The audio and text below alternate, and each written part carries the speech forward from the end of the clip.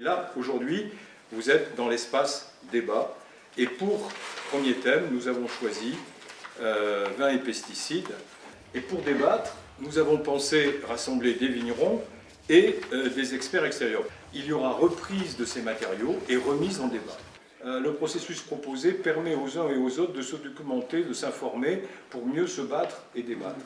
On a créé des appellations contrôlées il y a très longtemps, dans les années 30, dans le but de dire aux consommateurs, on vous apporte un goût de lieu et on vous le garantit localement, et que vous soyez au Chili, en Amérique du Nord ou en Russie, en achetant une étiquette qui porte le nom d'une appellation, on vous garantit un goût authentique d'un lieu très particulier où la vigne s'exprime bien.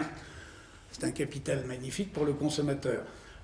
On a détruit 90% de ce concept avec des produits qu'on appelle les pesticides. Donc il y a pour moi deux aspects dans le pesticide, un aspect santé qui est très important, mais surtout une atteinte très profonde à cette création géniale qu'étaient les appellations contrôlées, puisqu'une vigne qui reçoit des pesticides n'est plus en mesure de bien faire son travail.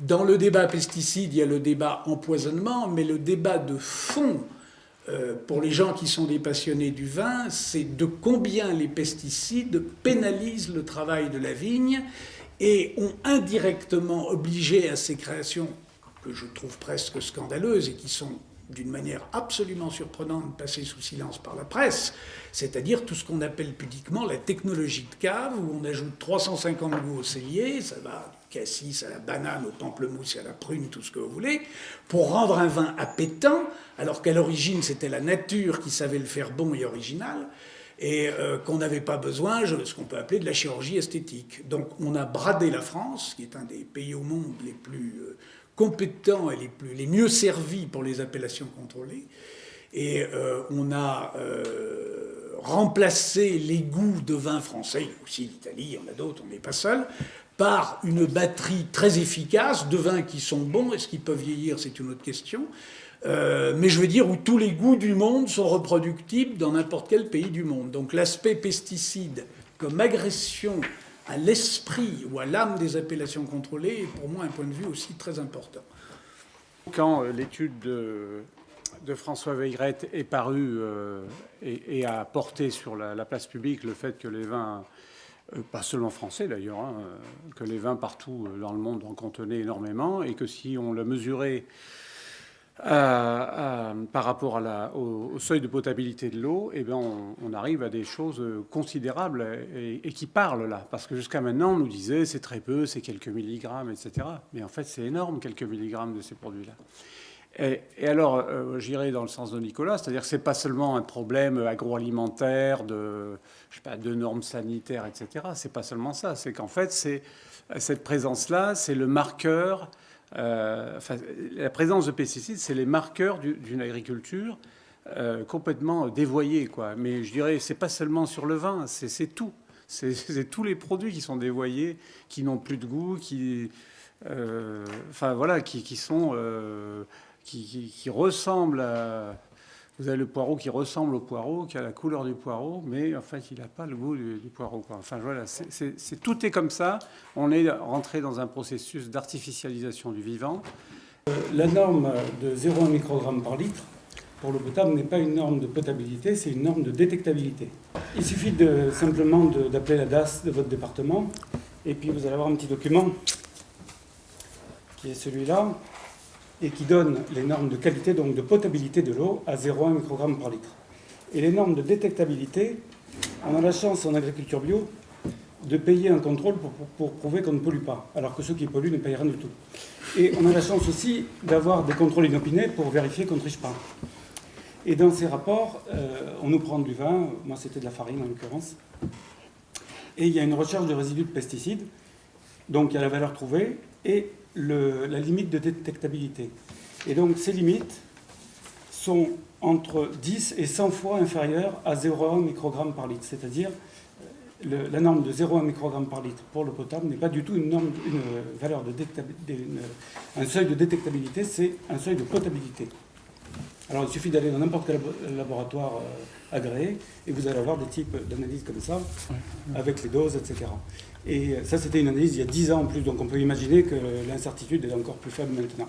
C'est important de savoir quand même, au niveau pesticides dans des vins, par rapport à la norme de potabilité de l'eau, hein, qui n'a quand même pas été établie comme ça par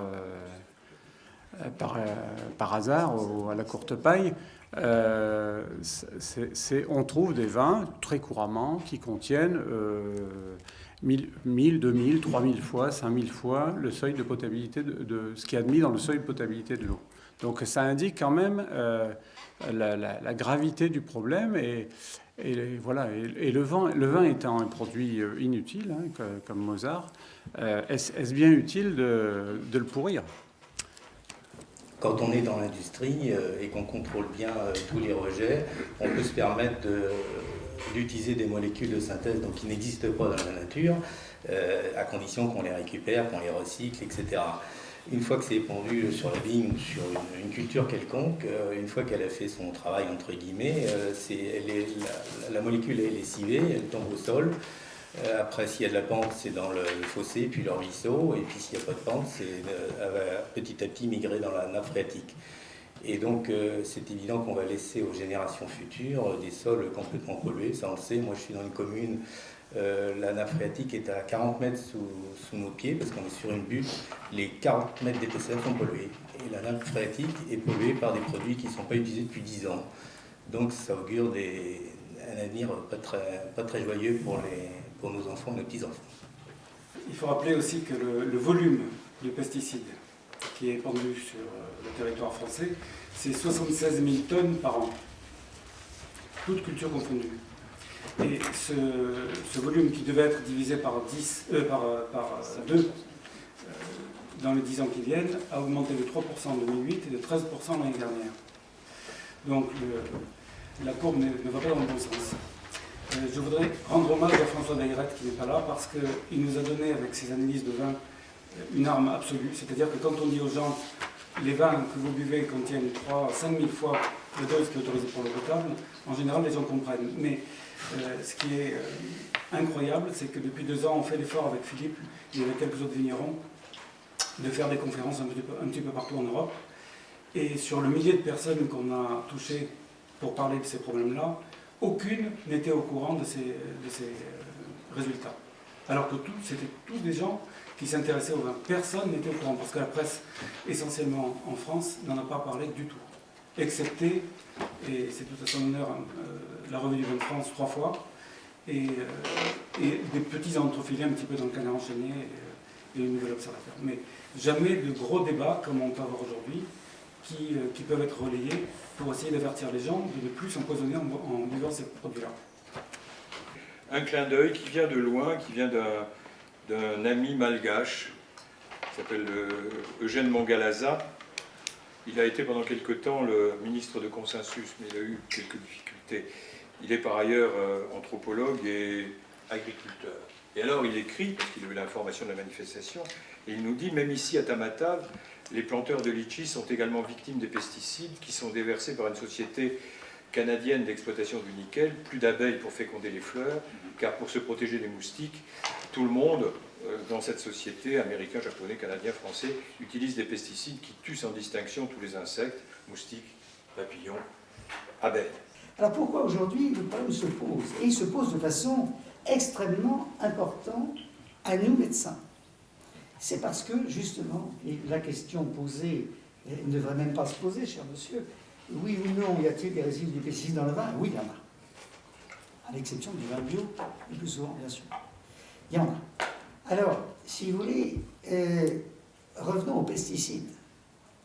Nous sommes en valeur absolue, ça a été rappelé tout à l'heure, avec les 72 000 tonnes, ou 78 000 tonnes, 80 000 tonnes même, de consommation de pesticides par an. Nous sommes au 3e rang mondial en valeur absolue, et nous sommes au premier rang mondial lorsqu'on rapporte la consommation de pesticides à l'hectare. Ceci est tout de même important. Nous sommes au moins champions de quelque chose en ce moment. Et donc, va se poser le problème de la double facture qui existe avec les pesticides que nous mettons, si vous voulez, en agriculture intensive. facture sanitaire. Il est clair aujourd'hui que notamment les pesticides organochlorés sont responsables non seulement de cancer, comme on le sait, leucémie de l'enfant, tumeur cérébrale, lymphome, qui sont les tumeurs des ganglions, mais également cancer du sein, cancer de la prostate. Nous venons de démontrer par le biais des Antilles françaises que ça donne des cancers de la prostate, et maintenant tout le monde le sait, y compris les cancers du sein. Avec cette notion essentielle, ça n'est pas la dose qui fait le poison, c'est la répétition des doses, c'est-à-dire des petites doses qu'on ingurgitera au quotidien, finira par donner, dans le cadre d'une toxicité chronique, les maladies dont je viens de vous parler. Mais également, facture, si vous voulez, au niveau agricole. Alors, pour ce qui est de la santé, bien sûr que ce sont les agriculteurs qui sont les premières victimes de tout cela, dans leur famille, car le grand nombre de cancers de la prostate, on les trouve chez les agriculteurs. Les problèmes de fécondité, on les trouve également dans les familles d'agriculteurs. Bon. Mais sanctions également au niveau des sols. Alors là, j'étais tout à fait content de dire et d'entendre ce que mon voisin de droite vient de dire, c'est-à-dire que, si vous voulez, en fait, mais j'irais même plus loin que lui, je dirais que les sols sont des organismes vivants eux-mêmes. Car il n'y a pas d'humus fabriqué sans bactéries. Et on peut parler de bactériosphère, si vous voulez, au niveau de la planète, sans bactéries, sans champignons, sans vers de terre et sans insectes, pour aller bref. Et donc, à force, ce qu'il faut aussi savoir, c'est que ces pesticides sont des polluants organiques persistants, cela persiste dans les sols, donc stérilise les sols. J'évalue à peu près à 10% la stérilisation des sols en Martinique, et une stérilisation qui ne va pas durer quelques dizaines d'années, mais ça va se chiffrer en siècles. Et d'après les modèles qui ont été faits par l'INRA en Guadeloupe, par mon ami Camidoche, on sait qu'aux Antilles françaises, il s'agit d'endosols, la durée, la demi-vie de fixation si vous voulez, de certains pesticides tels que le chlordécone, c'est de l'ordre de 5 siècles. Donc ça veut dire qu'en gros, là-bas, aux Antilles françaises, c'est pour 1000 ans qu'il y aura la chlordécone dans les sols. Je pense que le client, le consommateur est le maître. Donc, informer un client lui donne la liberté de son choix. Et je reviens à ce que j'ai dit en premier lieu. Il ne s'agit pas d'un bon vin. Ce terme « bon » ne veut rien dire. Il s'agit d'un goût authentique et original. J'ai récemment ouvert un Bordeaux d'une appellation moyenne, des années 60, je crois que c'était un 66. C'était génialissime. Bien que les goûts soient fabriqués, j'utilise le terme fabriqué, d'une manière très sophistiquée, avec une technologie très puissante, je dirais qu'on a totalement perdu l'originalité de goût qu'on avait jusqu'à la fin des années 60 ou au début des années 70. Donc, si le consommateur commence à réaliser qu'il y a du vrai goût et du faux goût, je pense que s'il y a un enseignement qui permet de dire « oui, vous pouvez faire sans pesticides », c'est un enseignement qui n'est pas très compliqué, qui au lieu de nécessiter une formation de 5 ans, pourrait s'apprendre en 1 an. On a même envisagé, grâce à toi Yvon, de le faire par le biais du compagnonnage. Parce que ce savoir-faire doit être oral, il doit être vécu. On meurt d'un excès d'intellectualisme qui est asséchant. Et je dirais, on pourrait donc extrêmement rapidement corriger ce fait. Il y a une mainmise du monde industriel et de l'agroalimentaire sur l'enseignement dans le monde entier. Et tant qu'il n'y aura pas des gens... On assiste aujourd'hui à des courses vers l'audimat. On est prêt à faire n'importe quoi pour avoir un poste, pour être élu, etc. Tant qu'il n'y aura pas... On est à l'époque de la résurgence de conscience. C'est très intéressant de voir en 2010 un certain nombre de pousses vertes, des vraies cette fois, pas celles de la fausse croissance économique, qui sont en train de naître. Et je dirais, on va voir ici et là, dans toutes les structures, des gens qui vont dire « stop ». Mais c'est choquant de voir à quel point l'enseignement est devenu... à assimiler la plante à un moteur. Je veux dire, et c'est jamais avec ça qu'on fera du bon vin. C'est simplement en considérant la vigne comme cet être vivant, en l'aidant chaque jour dans sa tâche de printemps, sa tâche d'été où la fleur va naître, sa tâche de fructification où le goût va être enfermé dans la baie. C'est là, je dirais, qu'on doit enseigner, c'est là qu'on fera un être humain équilibré. Depuis Hippocrate, on a fait bien des progrès. Bon, alors, moi, je ne suis pas dans la science dure, je suis dans les sciences molles, je suis sociologue. Et je travaille sur les pratiques professionnelles. et entre autres depuis quelque temps sur le lien entre les pratiques professionnelles et certaines représentations de la nature. Les représentations de la nature qui nous guident dans nos travaux ne peuvent pas être présentées comme des poupées gigognes. Celle-là est plus complète que celle-là, etc., etc. Et la dernière englobe les autres. Ce sont des représentations diverses avec des logiques différentes. Bon. Et il est vrai que certains ont beau jeu de dire aux biodynamistes, mais vous vous intéressez aux astres et à leur logique, alors que nous, astronomes ou astrophysiciens, nous savons qu'il y a bien de l'influence, mais elle est minime. N'empêche que les biodynamistes, dans leur réalisation et dans leurs expérimentations, démontrent les liens. Hein, je ne vais pas revenir sur les expérimentations avec les radimes, voilà, on n'en plus finir, où chaque jour on plante un certain nombre de choses et on voit comment les choses évoluent. Donc non, nous sommes à un moment, je pense, où ce qu'on peut appeler, l'expression est facile, mais la science positive, celle qui se veut cumulative, est quelque peu ébranlée, disons, par rapport à des représentations globales qui ne collent plus. Le débat est tout de même assez intéressant, c'est que aujourd'hui, si vous voulez, jusqu'à maintenant, on était en train de se dire qu'il y avait tout de même des vertus bénéfiques dans le vin. Bon, effectivement, du temps des Grecs, pardonnez-moi encore, j'y reviens, il n'y avait pratiquement pas de cancer. Et ils buvaient du vin. Il n'y avait pas de cancer. Chez les Romains non plus, pratiquement pas de cancer. Voilà. Et ils buvaient du vin. Aujourd'hui, nous avons beaucoup de cancers. Alors, on est en train de dire que le vin est en train de devenir un poison. C'est ça qu'on est en train de dire aujourd'hui. Alors, entre la vertu bénéfique d'antan et le poison d'aujourd'hui, parce que quand on dit qu'il y a des pesticides, ça revient à ça. On dit que le vin n'est plus potable. C'est ça. Donc là, il y a eu un saut énorme. Alors ce saut, il est lié aux pesticides, il est lié à la chimie. Et moi, je vous dis la chose suivante. Ce que je critique, c'est surtout l'appréhension sociétale des choses aujourd'hui.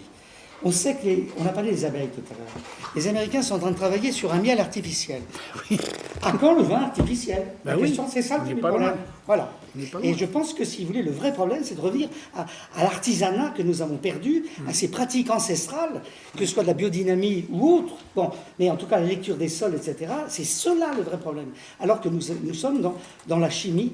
Revenons, peut-être avec l'aide de la biologie, à ces pratiques ancestrales. Et revenons à une compréhension de l'être vivant qui nous nourrit. Quand vous voyez qu'une graine de laitue, on mange une laitue aujourd'hui au restaurant, elle n'existait pas 3 mois avant. Donc cette laitue que vous avez devant vous, il n'y avait qu'une graine que vous pouvez considérer comme un émetteur-récepteur et qui se charge d'un certain nombre de forces et qui apparaissent en matière. C'est de l'incarnation. Donc si vous voulez, plus on va comprendre qu'un organisme vivant est un émetteur-récepteur à des forces lointaines, la Terre est incapable de vivre par elle-même, vous la retirez du système solaire, elle va mourir. Donc c'est tout ce monde macrocosmique qui devient microcosme qui doit être appréhendé pour éviter ce qu'on donne les maladies. On est bien au-delà du débat bio-non bio. Quand vous voyez des débats bio avec des légumes bio qui se vendent fort cher dans une ville comme Paris qui sont tous hybrides, le fait qu'ils soient hybrides limite leur qualité bio déjà d'une manière très significative. C'est beaucoup moins choquant que les 350 levures aromatiques qui fabriquent des goûts complètement baroques dans un vin dont le consommateur n'est absolument pas au courant et qui touche aussi les grands vins. Je trouve insensé de voir, moi j'ai envoyé à une revue française des extraits de catalogues de goûts qu'on nous propose à nous viticulteurs.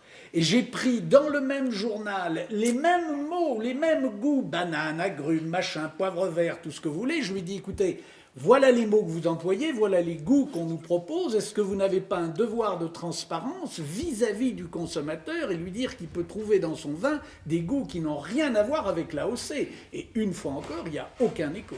Nous sommes, si vous voulez, effectivement dans un système qui privilégie, comme le disait monsieur, l'économie vis-à-vis de l'écologie et de la santé en particulier, et des valeurs humaines. Alors que, si vous voulez, c'est l'inverse qu'il faut faire. C'est-à-dire qu'il faut bien sûr mettre l'économie, nomos en grec c'est la règle, au service de l'écologie, logos c'est la science, on met la théorie, on met la pratique au service d'une théorie. Donc il est évident que c'est l'économie qui doit être au service de l'écologie et des valeurs humaines et de la santé, etc., et non l'inverse, si vous voulez, comme c'est le cas actuellement. Or, j'ai récemment eu un grand débat avec Jean-Marie Pell, que vous connaissez probablement, et lui, il pense que on va encore pouvoir y arriver grâce à une série de petites réformes dans le cadre de ce que on peut appeler une métamorphose. Moi, je pense malheureusement que le changement de système est tellement radical. Regardez le Grenelle de l'environnement. 245 décrets pour le Grenelle 2. Est-ce que vous croyez raisonnablement qu'on On n'arrive pas à appliquer. qu'on On n'appliquera n'arrive jamais. pas à appliquer. On n'appliquera jamais. Est-ce que vous croyez qu'un changement de système ne résoudrait pas tous les problèmes avec ces 245 décrets? Alors il est clair, si vous voulez, que le changement sera tellement radical que je pense qu'il n'y a pas d'autre solution que la révolution, c'est-à-dire une révolution en sachant que celle-ci ne sera pas violente, en espérant qu'elle ne soit pas violente, mais il faut que nous changeons carrément de système. Et c'est ça l'enjeu du problème aujourd'hui, c'est-à-dire que nous fassions tout simplement dépendre l'économie des valeurs humaines, de l'écologie et de la santé de l'homme. Alors ça, c'est un véritable programme. Si on veut mettre fin aux pesticides, c'est évident que ça implique une révolution agricole majeure. Et que si on veut sortir de ce piège sanitaire-là, et existentiel, hein, que sont les pesticides, toute cette structure-là, elle est à remodeler. Et évidemment, il faut remettre des gens dessus. On peut pas faire, un type peut pas faire 1000 hectares de production. De toute façon, dans ces endroits-là, les gens, ils sont tellement seuls qu'ils se suicident. Donc, je crois pas que c'est un grand. Enfin, c'est sûr que si on modifie, si on arrête cette utilisation de pesticides, ça implique automatiquement un changement de structure agricole. La question n'est pas de revenir au passé, à un passé idéalisé. C'est pas ça la question. C'est de revisiter.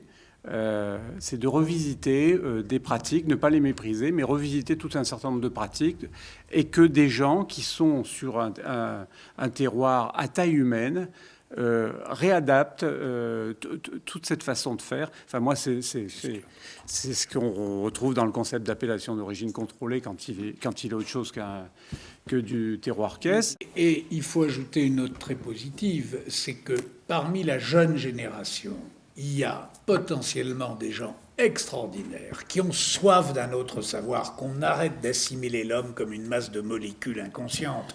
Enfin, je veux dire, tout ça c'est organisé, toute la science des formes, tout ce qu'on appelle en biodynamie les forces formatrices, tout ça, la jeunesse, on a une soif intense et sur toute la planète. Le nouveau monde est en train de naître, ce monde avec des valeurs plus humaines va s'imposer, au même titre que le fast-food, je dirais, a été tellement loin qu'il a créé un espace pour le slow food, le pesticide a été tellement loin qu'il a créé un espace pour disparaître. Les indications qu'on a entre l'année dernière et cette année, c'est qu'il va y avoir une augmentation de moins 30 ou 40% des surfaces en bio. Donc ça, c'est le point positif. Et le point négatif, enfin complémentaire, on va dire, pour rejoindre le monsieur tout à l'heure, c'est qu'il faut que ça s'arrête parce que le professeur Bellepomme n'a pas encore dit, mais dans ses conférences, il dit que le taux de nouveaux cas de cancer a doublé en 2009. Vous savez, le problème du vin, moi j'ai souvent essayé de comprendre pourquoi.